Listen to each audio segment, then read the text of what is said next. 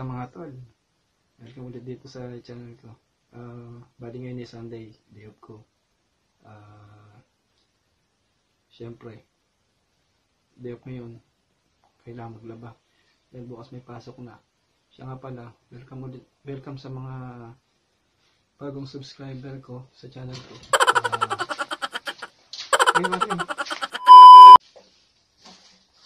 Kamusta mga tol?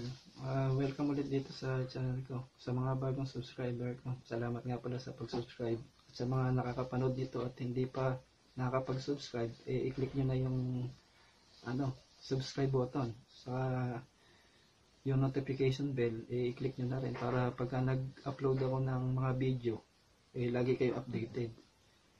Marami kong pasabog na mga video na parating. Kaya subscribe na kayo. Siyempre ilalike nyo na rin. Okay lang kahit mag-comment kayo para nababasa ko naman yung mga comment nyo.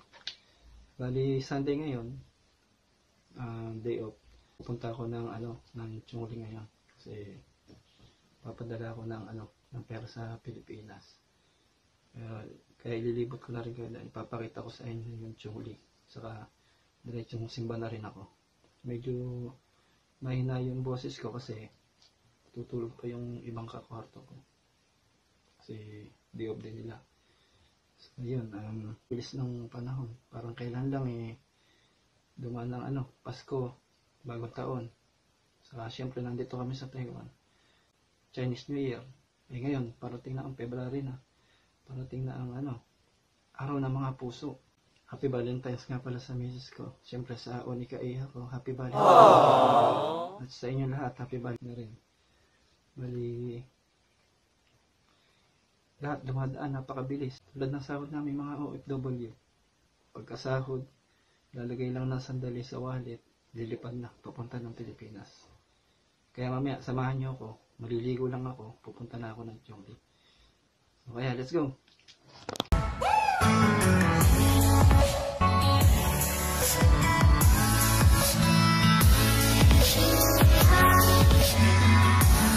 Kamusta mga tol? Papunta na ako ngayon ng Chongli. Dito ako sa paradahan na pwedeng iwan yung e-bike. So, iiwan ko dito yung e-bike ko. Baka kasi mawala bagong-bago to. Ayan. Yan. Bagong-bago yan baka mawala. Usaw nakawan ng e-bike dito. Hindi pa ako nakakabili ng pang-lock niya na mahusay. Kaya dito ko na lang muna iniwan. Malapit sa police station. So, pupunta muna tayo ng dadaan muna ako ng 7-Eleven, magpapaload ako ng itong pang Saba. So, tara, samahan niyo ako.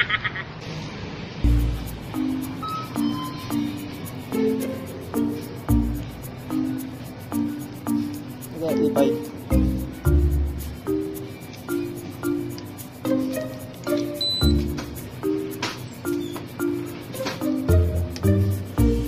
Lama. So, kapag-paload na tayo.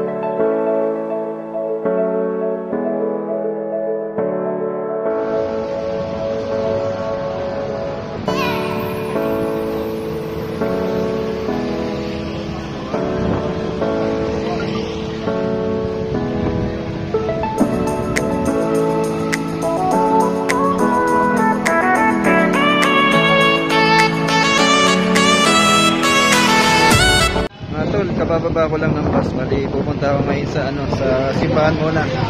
Papasok muna ako sa simbahan bago dala ng pera. Bali, papakita ko sa inyo sa labas kasi ng simbahan may mga may mga mini tiangge, may mga ukay-ukay. Papakita ko sa inyo mamaya. So, papunta tayo ngayon ng simbahan. Papakita ko sa inyo na rin yung loob ng simbahan doon.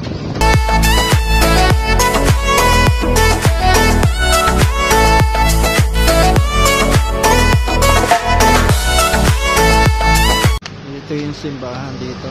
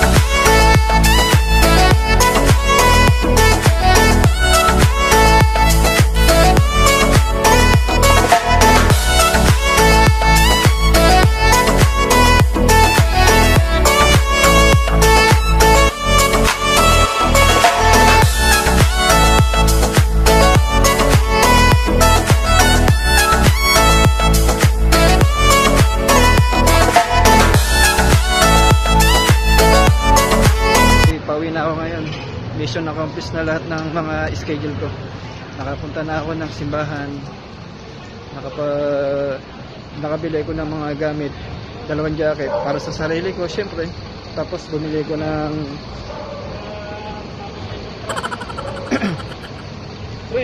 Oy! Kumusta ulit mga tol? Bali nandito na ako, nakasakay na rin ako ng bus kanina. So mission accomplished na. Gawa ko lahat ng schedule ko ngayon. Bali, nakapagpadala na rin ako ng pera sa Pilipinas. Saka dun sa may simbahan pinakita ko sa inyo kanina, nakabili ko ng 2 jacket na pandamig kasi malamig rin dito eh. Saka medyo mura lang kaya bumili na rin ako. Saka bumili na rin ako ng Gorilla Pad.